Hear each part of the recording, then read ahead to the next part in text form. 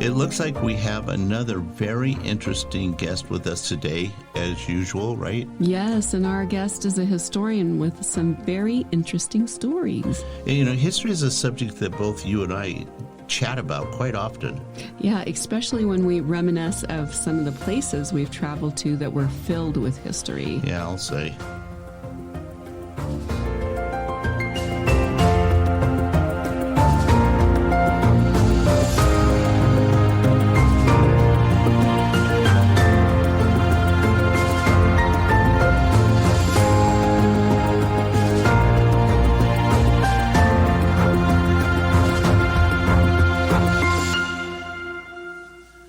Hi, everyone. Hope you've been having a wonderfully creative week. I'm Rod Jones, and we celebrate what people love to do creatively by giving them a voice so you can learn and be motivated from their life's experiences. And I'm Angie Jones. Welcome to Thought Row Podcast. We invite you to subscribe wherever you listen, and we focus on sharing with everyone how they can think, be, and live more creatively.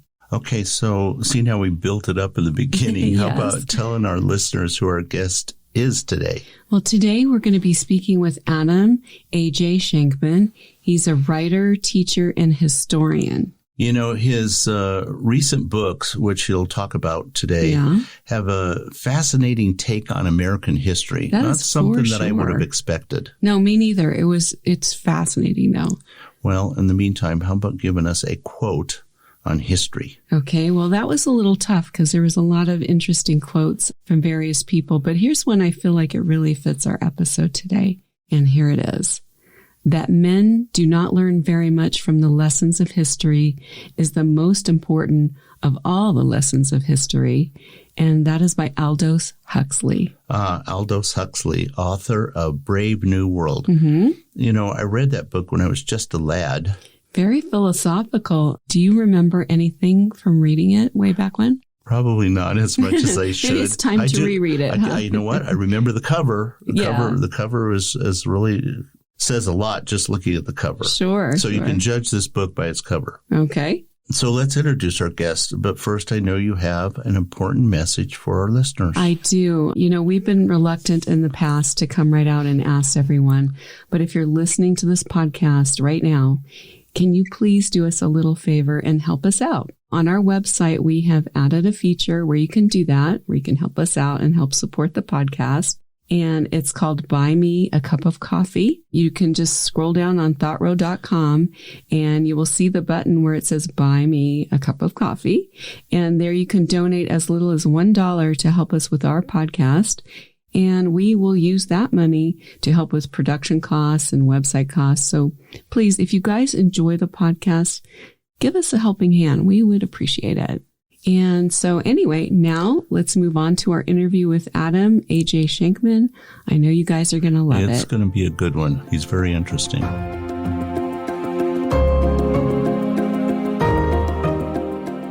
Hi, Adam. It's always a pleasure for us to interview an author and a historian. Yes. Hi, Adam. We're going to be discussing your career and your book, Unexpected Bravery.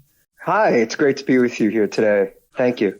Well, we're happy to have you with definitely. us. You know, but before we get into learning about your occupation, why don't you tell everyone where you're originally from and where you're living now? I suspect by your accent that you live east. Yes. I live in the Hudson Valley now, in the, I'm told the mid-Hudson Valley, but I grew up in another valley called the Queens Valley, which is one of the boroughs of New York City, Queens, not too far from a little Dutch village known as Flushing, which is now a very large city, obviously. Mm-hmm. So when I grew up around with those great Dutch names like Vlaai and just Flushing, and it's, you know, a good place to grow up. Well, you know, New York is so varied in all the different cultures that you get exposed to. I would think that you had such a fun childhood just experiencing different people's cultures and also just learning about, you know, the history of New York. Like you said, there's a kind of a Dutch influence there as well. Yeah, it was amazing. And I was close enough to the city. And from my dad's Tudor house, you could see what was then the World Trade Center. And in fact, my father's house, my mother and father's house, was brought over before World War II, piece by piece from England. And all the 5 houses there were assembled, like they were in England. And they were really, really, really amazing houses to grow up in, knowing that. And then when the war started, all the houses that are in the neighborhood are all from, post World War II. And, but they were done more or less the same way, I'm told. But some were not. But ours, it's like right down to the window panes. They took Tudor houses apart and brought them here. Kind of how fascinating. They brought them by ship, I'm assuming. It must have been very picturesque. I mean, I could suspect it was a good location for photography. Oh, absolutely. Oh, yeah. And what struck me about living there is it was like a small town. And, I tell my students, growing up, now you can live next to people your entire lives and not know who they are. And then it was just like a small neighborhood. And to this day, I can remember everybody that lived on either side of me. And, in places like, Mulberry Street in New York City were like that as well, where everybody just kind of knew each other. And there was a heavy Jewish population as well as African American and Hispanic. So it was the only place on Christmas Eve you could probably get a slice of pizza. It was just Delicious. Wonderful. It's a great place. Yeah. Do you have a favorite childhood memory from that time? Yeah, I do. From Queens or just in general? Let's just say in general. In general, I would say the time I went out to Cali and Hawaii. And I actually told this story to one of my kids. We were talking about the apple orchards. And one of my students said, oh, yeah, I like grabbing myself a ripe apple. And I told him, it's kind of stealing.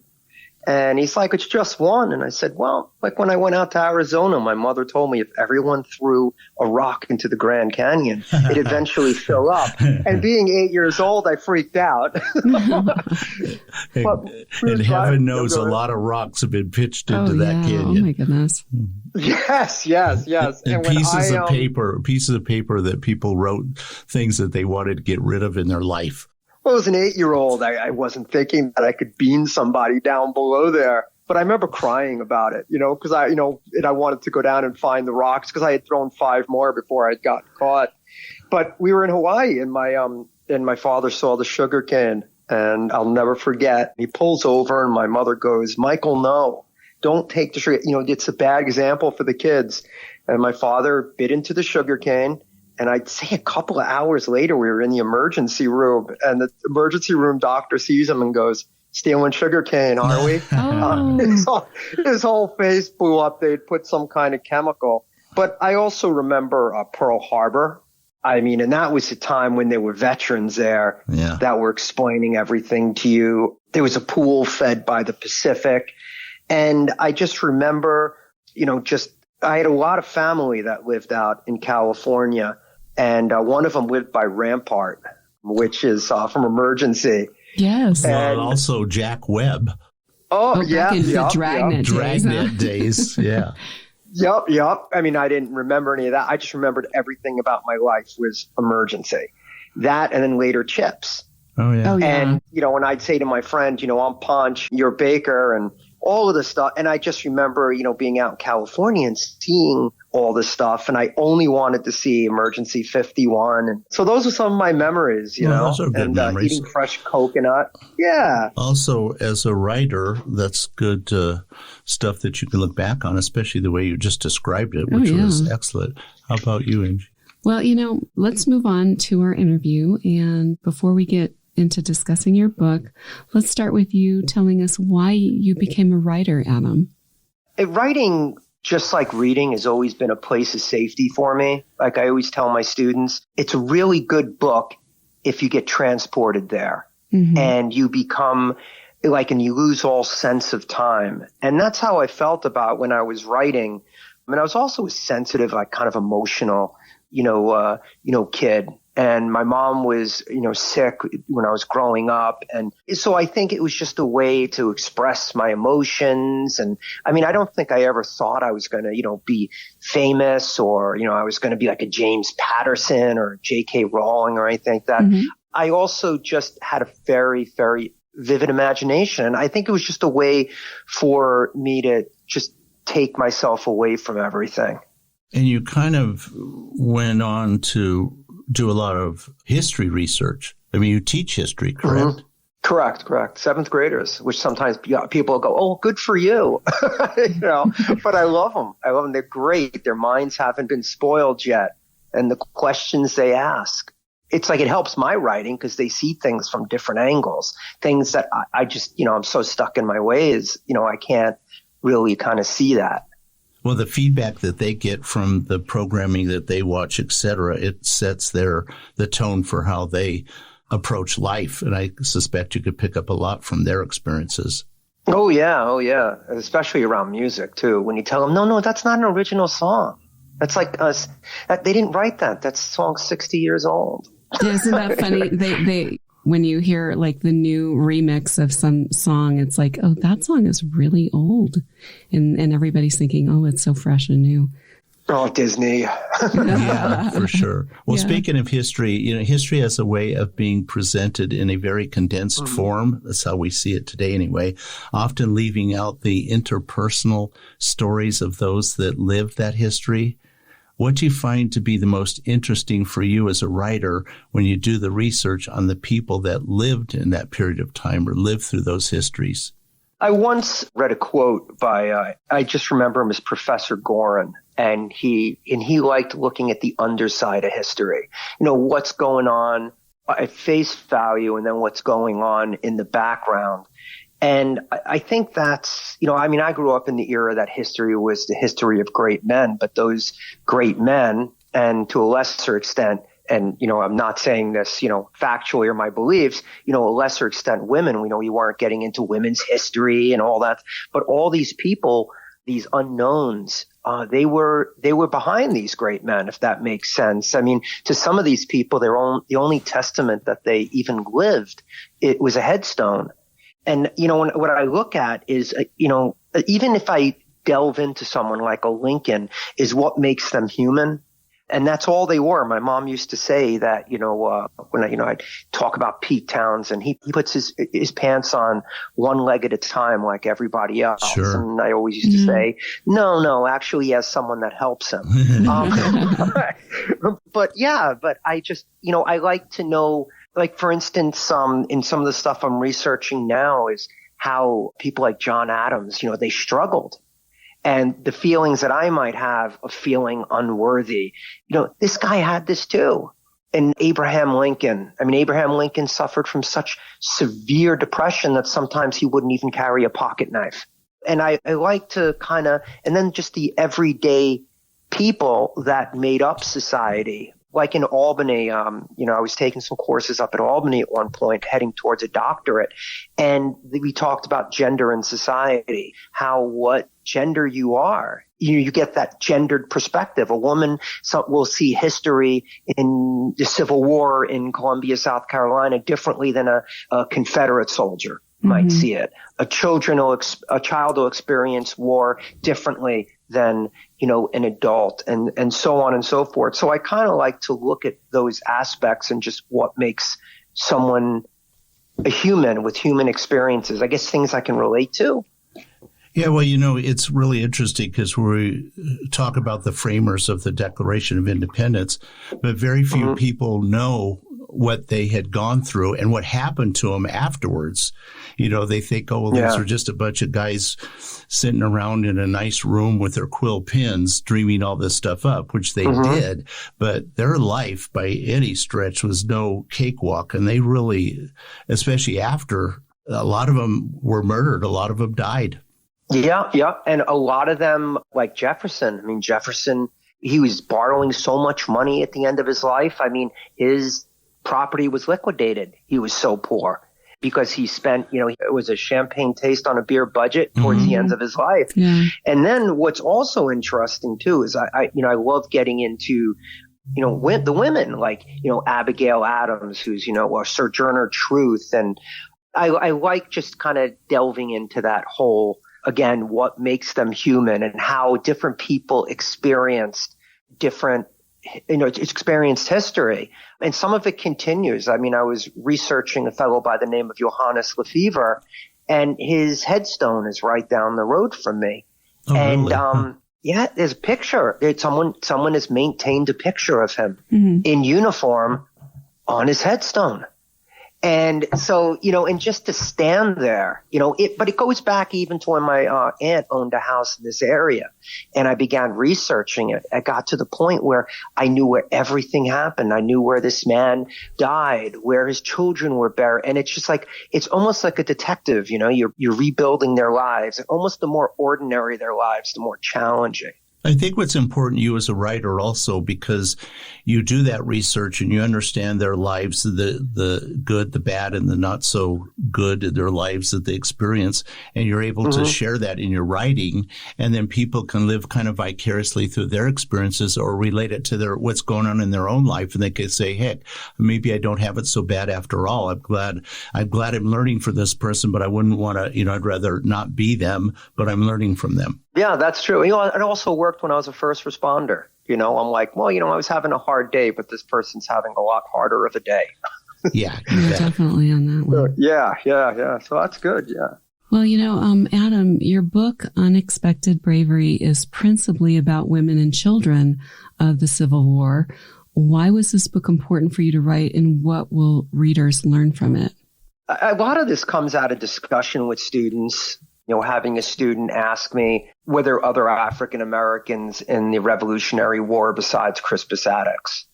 Were there children that served in the Civil War? Mm-hmm. And sometimes, depending on how hip the book is, the textbook is, for instance, sometimes it'll give you a little hint about in the Revolutionary War, someone like Deborah Sampson or something like that. And I find that piques the students' interest, which then in turn piques my interest, because in a lot of ways I have to keep one step ahead of them to keep it interesting, because most of us are conditioned that history is boring. And it's just the stories that, have been told forever and ever.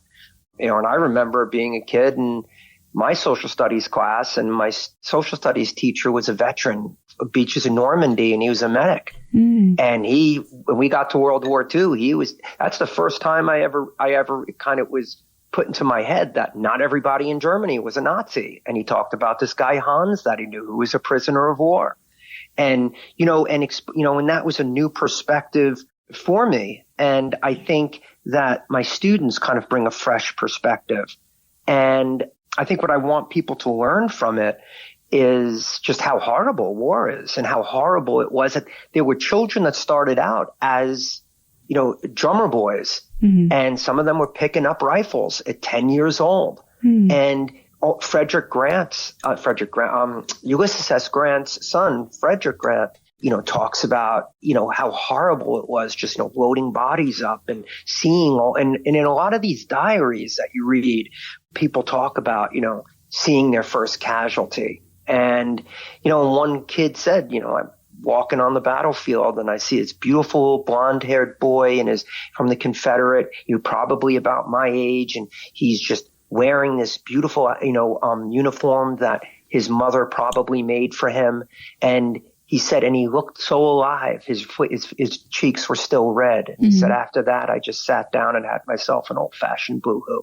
And that brings me to the other point, that the wonderful thing about the Civil War, if I could be liberal in saying that, is that it's a literate war.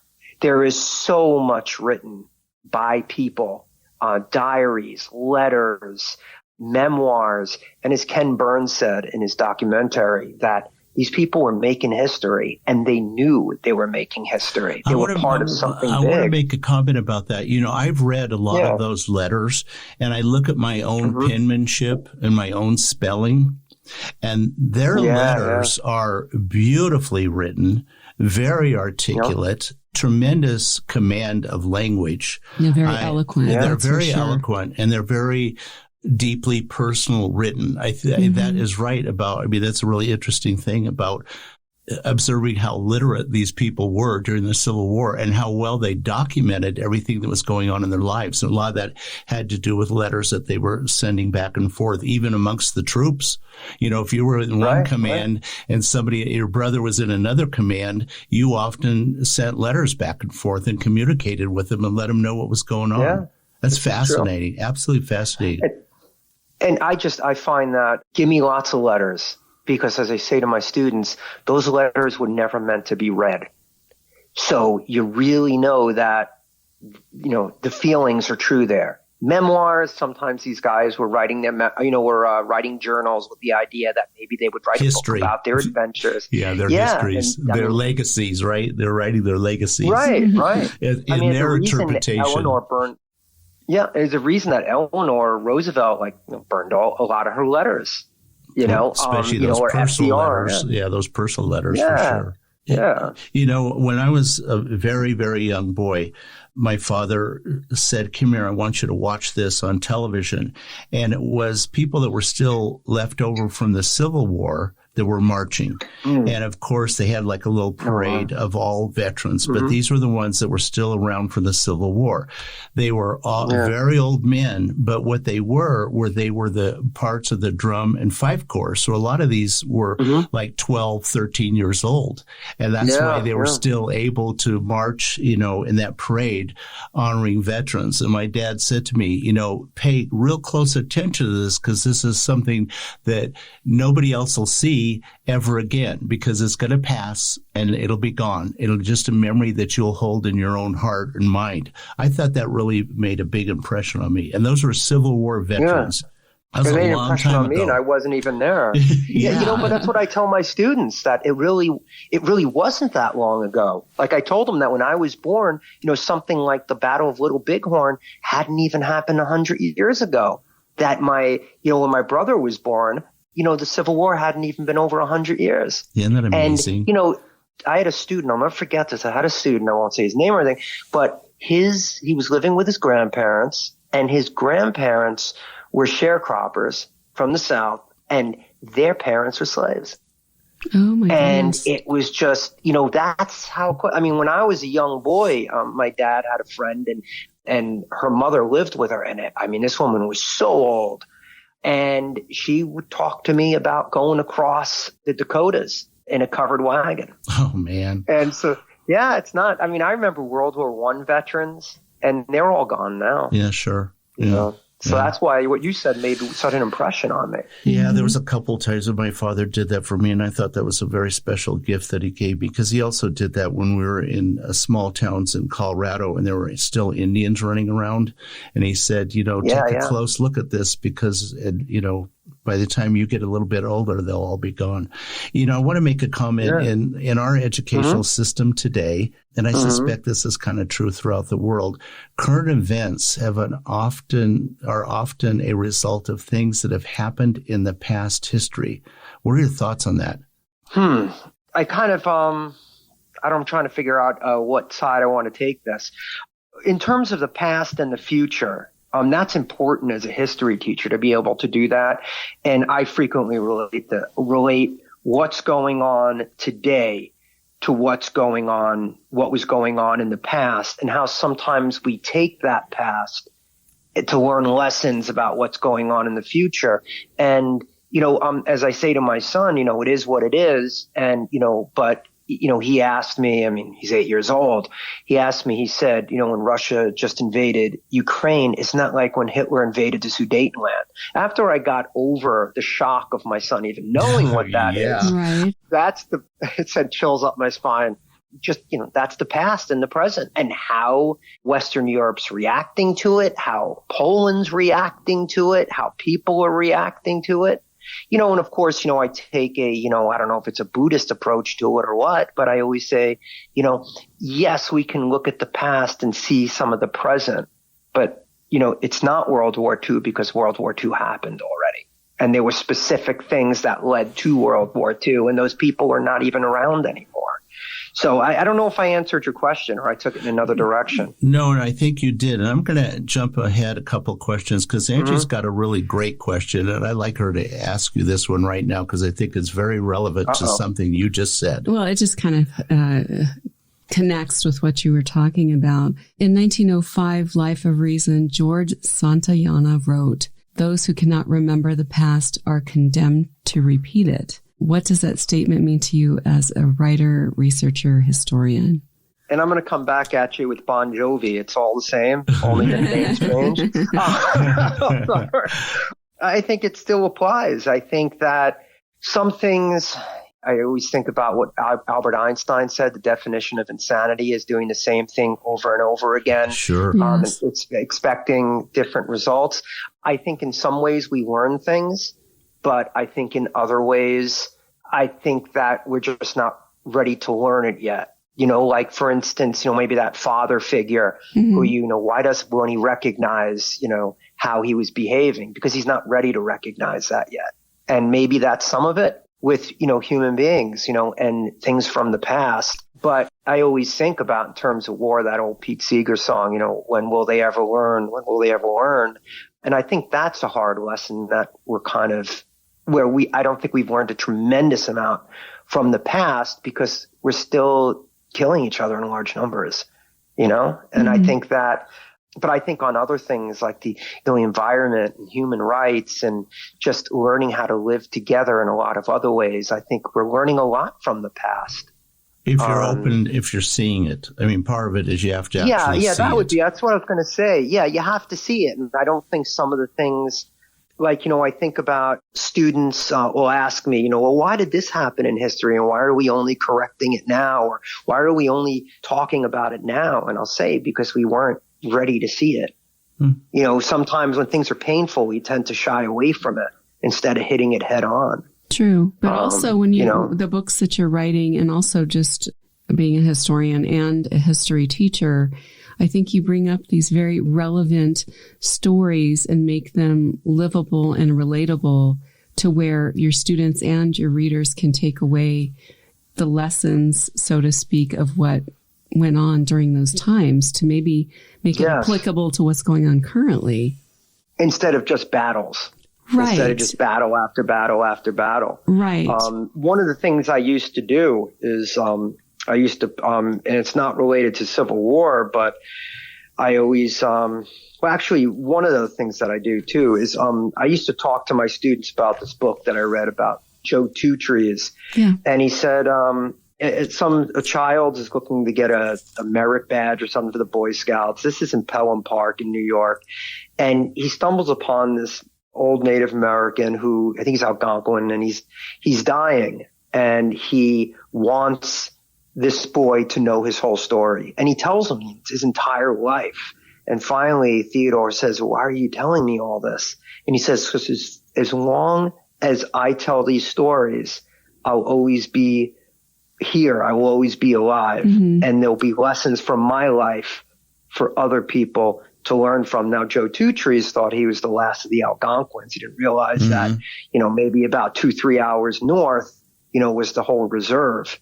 But yeah, when it makes me think about, that whole thing from, I guess, the Gita, there's never been a time when I haven't existed. There's never be a time when I don't. Mm-hmm. And I think about these children that, like Edward Black, died when he was 17, 18 years old. He was serving when he was 10. His arm was mangled when he was not even 13, and from an exploding shell. And there are lessons that this boy can bring to us, from the past. They can still speak to us from the past and still tell their stories. Yeah, and today the biggest complaint is when the power goes out and you can't play your video game. Oh my God! You know what? I like when there's no electricity. I like when we can just go back and chill. But having an 8-year-old who does love those computer games and all that, we installed a generator. I just couldn't take the stress when the power went out. We've had that option on more than one occasion. We have a small generator, but we light candles. We light candles, sit around and try to pretend like you can read in front of a candle, which is almost impossible for me. Yes, that's what I used to do. And I remember my father saying that he and his brother would sit in front of the potbelly stove with the door open so they could read on the floor together. They'd read the same book together. And I would say to him, I don't know how you could read with that dim light. It's true. They must have had really good vision back then. Yeah. I remember the blackout in 1977 in New York City. And, just on the porch with my mother and our neighbors, and we all had candles, going. And it was a real beautiful sight going right down the Common Drive. We got through it. Well, considering most of man's history, he didn't have electricity. So somehow we managed to get where we are today without it. And somehow when the power goes out, the dog always knows because it's quiet. Yeah. Peaceful and quiet. I'm going to go back a little bit to your career as a teacher. Has that career had an impact? You mentioned this a little bit earlier, but has that had an impact on you as a writer? And how was that? How did it? I love teaching. And in fact, I was heading to law school, probably more to please my parents than anything else. And it was a professor who just took me aside and said, everything you're doing is history. And I said, even my grade? And she says, even your grade. And she goes, I think you should go more into history. And she said, I think that's where your passion. And looking back, it always was. And I was always teaching, whether working, actually I volunteered at the last farm left in Queens, the Little Neck Farm. You know, I worked at Washington's headquarters in Newburgh, and I did living history and all. You know, I love it. And as far as with my students, I remember what it was like to be a student, especially how hard it was to be a seventh grader or an eighth grader. And I always make sure that, you know, I've got those blossoming writers in my class, of giving them that kind of, you know, unconditional positive regard, helping them out a little bit and telling them, you know, I had trouble reading when I was a kid. I had trouble writing. I failed penmanship. And I said that, you know, and if I can do it, you can do it too. You and I have a lot in common in that area. They don't even teach penmanship anymore. You know what? I suspect you are a fabulous teacher. I just could tell by the way. You probably make it so interesting for your students.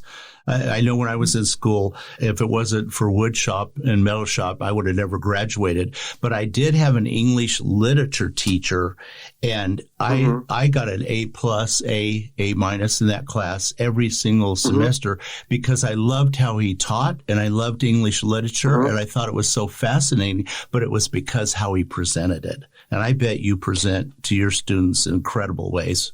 Oh, yes. I'm humble about it, you know, because it's like, you know, I think I'm one of the few teachers that I know of. Well, I shouldn't say, because I'll get a lot of angry emails now I redo my curriculum every year, because if I get bored, those kids are going to get bored. And I'm always fine. And I tell the students, history, don't let anyone ever tell you that history is never changing. And I remember a social studies teacher of mine, the one that had been in Normandy, and having a student in my class. I think he was probably the first Japanese kid I ever knew at that point in my school, in my class. I went to a very small private school. And I remember that when this teacher was talking about World War II, that this child stood up and said, you know, could you please change the way you're talking about the Japanese people? And it went all the way to the headmaster, and the headmaster had been on Iwo Jima, and it changed. And so that's history changing. And I learned, you know, I never learned about, you know, Japanese internment. And then all of a sudden started learning about that. So history's always changing, and especially as we get different perspectives. Like, you know, there's a documentary on how the West was won. There's a Native American one, how the West was lost. Yeah. But as far as what you were saying about English teachers, mine was Mr. Pfister, Mr. Bill Pfister. And he was from, I think, Lancaster. He was Amish, and he became a Mennonite. And he went to college. He served in Korea. He was amazing. He was amazing. I could imagine. You know, I want to ask you this question. In our interview, we always ask people about conversations that they would like to have had with people that were no longer available to them. And it always gets back to more often than not, I would like to talk to my mom and dad, or I'd like to talk to my grandparents. And a lot of that has to do with the fact that they just want to learn more about where they came from and have a better understanding of their own histories. And I'm sure you agree that, and I'm assuming that you probably tell your students that they should question their parents or their grandparents so they have a better understanding of where they came from and their family's histories. Do you do that with them? Yeah, I definitely do. And like I have one year I had a student from Poland, and I encouraged that student to talk to their family about it. In fact, I had a student Vietnamese, and she was going back to see the village where her grandparents grew up. And, in discussing that, with her and encouraging her, get these stories. I think that I did a lot of it when I was a kid. My next door neighbor was also amazing. She was like an aunt to me. And she grew up by the Catskill Game Farm, which is off the New York State Thruway. And she used to tell me stories about, first of all, what the area where my dad's house was, what it looked like in 1938, and also all the farms, but also what it was like to see the first plane fly over the Catskill Mountains. And the story that really resonated with me, and I remember it, I mean, I'm 53 now, and I was probably, 6 or 7 then, is their farm used to be up by the Catskill Game Farm, and she said, and the one-room schoolhouse was down at the bottom of the mountain or hill, or wherever it was. And she said that we used to have to walk down there miles every day, and we'd have to walk back. And she said sometimes I'd carry the little children on my back or on my shoulders. And she said, and sometimes my father would send the horse down to go get, she referred to it as an old stallion, to go get the kids. And they always knew when it was time to leave, because it was nice out. The horse would poke its head through the window and start chewing on Elsie's hair because she sat by the window. And then they would all just ride back right on up. And there's such a sweetness, like a Walton's Mountain type of sweetness to that. That sounds so sweet. What a neat story, though. Yeah. Then this is what I did. I'd sit there on the deck, and she would just tell me stories. And in fact, she told me that the house where our houses were was actually a family member's farm. And she said, and it burned a long, long time ago. But I don't know. I never been able to verify that. But I love those stories. And well, we really encourage people to tell ask, those stories. to ask questions, even if you just meet an older person in a library. Talk to them. They have so much to share. Yeah. And you don't want to let that But some of them slip. don't want to talk about it. Like I find that some of my relatives who served in World War II, they just, really didn't really want to talk about it. That was my dad. Or something like that. Yeah, that was my dad. Yeah. I would question him, and he would just clam up because it was so horrific that he didn't want to talk about it. And he probably didn't want to lay that on his daughter. Probably not. Probably not. Well, and I found out years later, I had an uncle who was in World War II, and in the wonders of ancestry. They said, he was in the European theater, and I was just like, I just don't have trouble believing that. But he was in the army, and the problem was that it wasn't a Section 8, but they let him out because he couldn't take the combat. He was coming undone. And, sometimes, you think about, during that generation, the shame he must have felt. But, it's no shame. You did your part, you tried. Mm-hmm.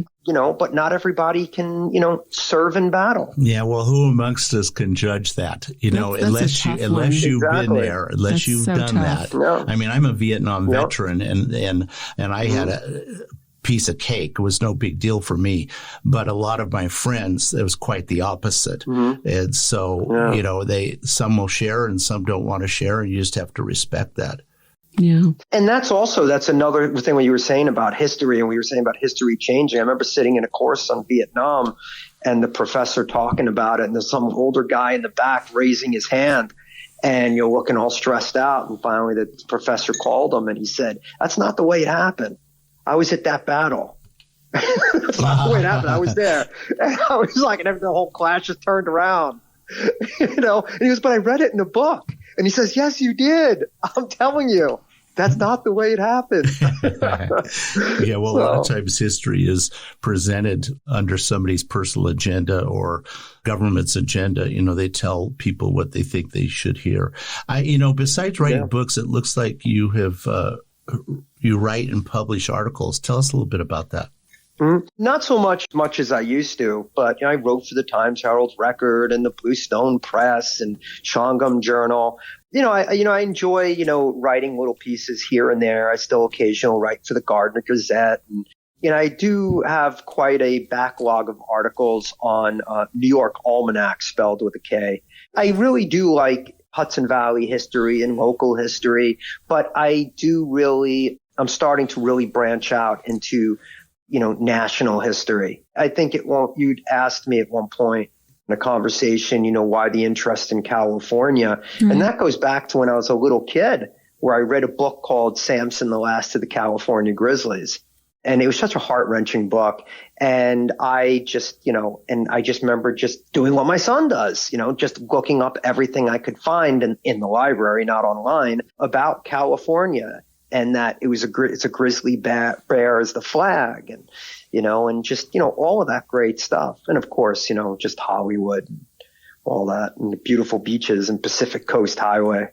When we first talked to you, we were pretty impressed with your knowledge of California. So much knowledge of California. I've been here more than we do. Well, I've been here my whole life, and I've learned it, and I know it pretty well because we've traveled all over the 49 Highway Gold and all that other kind of stuff. Sutter's Farm, Sutter's Mill, we know all that. Yeah, but to have somebody else be able to articulate that that's not from here, it's really quite interesting. Well, this is just a wonderful nation, and it's so beautiful in this nation, and there's so much history, like pre-Europeans it's just amazing. I mean, you go out west and you go to Taos Pueblo, or you go to California and you go to Yosemite. When you go to these places, sometimes I'm like, I wonder what it looked like, how these people felt when they saw these things for the first time. Like, I remember seeing Mesa Verde for the first time and climbing up there. And it was just absolutely stunning. And you just wonder, I think it's fascinating. It's fascinating for us to think when you look at houses back east and they were built in 1700, and they have a history. That's old. They go, really, that's that old? Because California doesn't have, except for the Indian history, the houses in Spanish. It just doesn't have that kind of history. We're going to be running out of time, and I think Angie has we have a couple more questions. Two questions for you, so probably get kind of a quick answer on them. Before we wrap it up, our show is about creativity. And so, Adam, what would you like to tell people that want to live more creatively in their lives? I would say find out what works for you. My creativity might not be your creativity. Mm-hmm. I think that different things inspire me at different times in my life. Like now my family inspires me. When I was younger, it might have been reading a great book or my friends or a mentor. So I would say that again, you got to find out what works for you and what stokes those fires. Okay. Perfect. That makes perfect sense. Good answer. Yeah. And so my question for you is, can you press the clapping button? Yeah, there you go. Yeah, we actually do have one. What would your advice be to writers that get stuck and lose motivation? Same kind of idea. Find out what motivates you. For me, it's reading, water. It could just be taking a shower. My wife said, you're the only person that I know that could take a long shower and hop out and write a page in a book. So sleep, coffee, my son thinks, the way my students think, and just not isolating and being around a lot of people. I have that tendency to isolate, and I find that I love just talking to people, and I find that will get me unstuck a lot of times, especially when I lose motivation. And sometimes you just stop. Like, I'm in that period right now where I'm just like, I wrote 2 books and, I want to enjoy it now. And I just want to chill out a little bit, stop and smell the roses, as Ringo Starr would say. There you go. Sure. Okay. Well, now we are going to ask you the question we ask all of our guests. And that is, if you could sit on a park bench and chat with anyone from the past, who would it be? My knee-jerk reaction would be myself. And I know that sounds very egotistical, but I'd love to talk to little Adam, little AJ, and tell him that it gets better as you get older, and that those things you worried about, they weren't worth it. But that's probably not what people want to hear. They want to probably hear that. I think that's kind of a cool answer. All right. Tell your younger self what to expect and how to deal. No, I don't know. That's a good answer. Yeah, that it's going to be okay. Yeah. But okay, we'll tweak it a little bit. Maybe Eleanor Roosevelt sitting next to me, or John Lennon sitting next to me and saying, yeah, right on. He's got the right idea. And we feel the same way. I think that Holly Snaith mentioned. Yeah, I think Holly mentioned Eleanor Roosevelt as well. When we interviewed her. Yeah. Yeah. Oh, we love her estate. And my dog does too. He's a bark ranger there. So cute. Well, we have to wrap this up. Yeah. And it was really a joy listening to you and talking to you. I wish we had more thank time. you. Yes. And you had so much to share. It was really interesting. And you obviously are very creative in what you do, Adam. And your stories are fabulous. Yes. You're a storyteller. So you need to have enjoyed. your own podcast just where you could tell stories. Exactly. Oh, I do. It's called The History Knickerbocker. Oh, there you go. Oh, okay. Great. Yeah. It stops and goes, when I'm motivated or unmotivated. Yeah, well, that's kind of the thing about podcasts. Yeah. Believe me, we understand Totally that. understand that. But thank you so much for being with us today and sharing your experiences and advice, as well as collecting your own family history. So appreciate that. And now it's time for us to let everyone know if you'd like to know more about Adam Schenkman. We will have links for him under the show guest tab on thoughtropodcast.com so everyone can learn more about him and connect with him on social media and check out his website. And his podcast. Yeah. History Knickerbocker. Thank you. You're very welcome. Also, if you're enjoying our podcast, both Rod and I would really appreciate you buying us a cup of coffee. Just go to thoughtro.com, scroll down a bit, and you can find that link right on our website on the homepage. It's really easy to do, by the way. Yes, it is. And all the money we receive goes to our production costs. Yep. And primarily because we want to keep our show commercial free, and we want to continue to bring you the best quality content with great guests. That's right. Thank you for listening to Thought Row Podcast. I'm really glad you tuned in today. We hope you enjoyed the thoughts and ideas we shared with you. We post a new podcast every week, so remember to subscribe wherever you listen to podcasts so you don't miss an episode. So it's bye for now from my husband Rod and I, wishing every